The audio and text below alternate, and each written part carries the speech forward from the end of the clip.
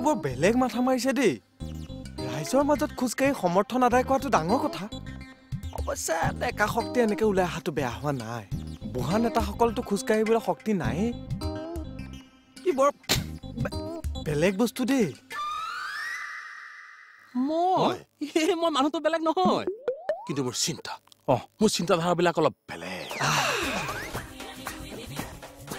sir মই ৰাইজৰ মাজত খোজকাঢ়ি জন আলোড়ন সৃষ্টি কৰি নিজক প্ৰতিষ্ঠা কৰাৰ চেষ্টা কৰিছোঁ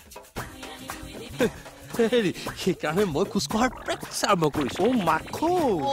প্ৰত্যেক ফিল্ডলৈ যোৱাৰ আগত অনুশীলনটো কিন্তু মেইন বস্তু সেইকাৰণেতো মই আপোনালোকৰ ওচৰলৈ আহিছোঁ ছাৰ মোক অলপ প্ৰেক্টিছৰ সুবিধা কৰি দিয়ক না ছাৰ মানে মই ক'ত খোজকাঢ়িম কওক ছাৰ যেনি যাওঁ জাবৰ জোঁথৰ গাড়ী মটৰ পেৰ পুৰ মানে অশান্তি কৰি দিছে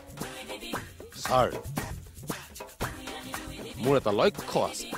অন্ততঃ 24 ঘণ্টাৰ ভিতৰত 12 ঘণ্টা খোজকাঢ়িব লাগিব সেইটোনো কি ডাঙৰ কথা আপুনি জজ ফিল্ডলৈ যাওক শ্ৰদ্ধাঞ্জলি কাননলৈ যাওক তাত বহুত জেগা আছে তাত কৰক ছাৰ তেনে কৰিলে নহ'ব জজ ফিল্ড বা শ্ৰদ্ধাঞ্জলি কাননৰ মসৃণ পদত প্ৰেক্টিছ কৰিলে মোৰ নহ'ব ছাৰ মোক লাগিব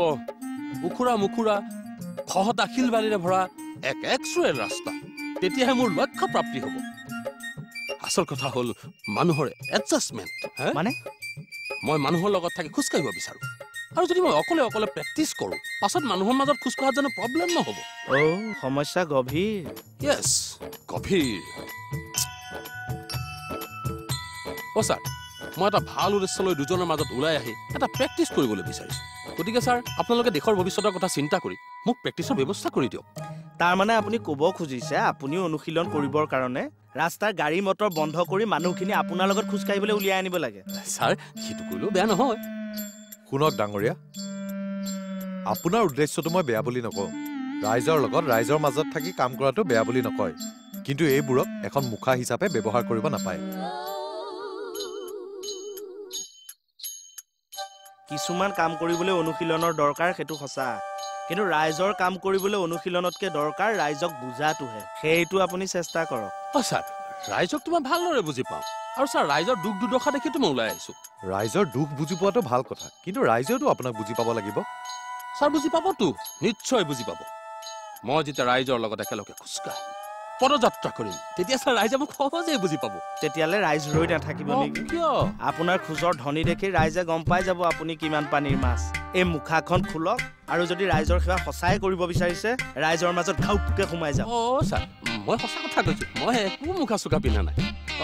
ছাৰ মোক বিশ্বাস কৰক ছাৰ মই একো মুখা পিন্ধা নাই মই ৰাইজৰ কাৰণে সঁচাকৈ কিবা এটা কৰাৰ চেষ্টা কৰিছোঁ তেনেহ'লে ৰৈ নাথাকিব যাওক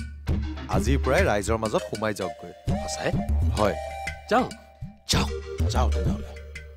মই ৰাইজৰ লগত একেলগে কাম কৰিম একাকাৰ হৈ যাম ৰাইজৰ লগত ছাৰ মোৰ প্ৰেক্টিছত আপোনালোকৰ সহায় লাগিব কৰিম অনাগত দিনত আপোনালোকে মোক নিশ্চয় সহায় কৰিব লাগে নিশ্চয় কৰিম যাওক জয় আই অসম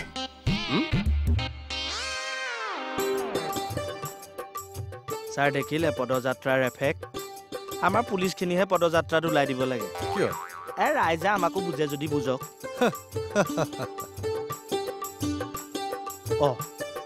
একোৱে নকলে দেখোন ছাৰ এইফালে আছোন চব এইফালে ননাবা কি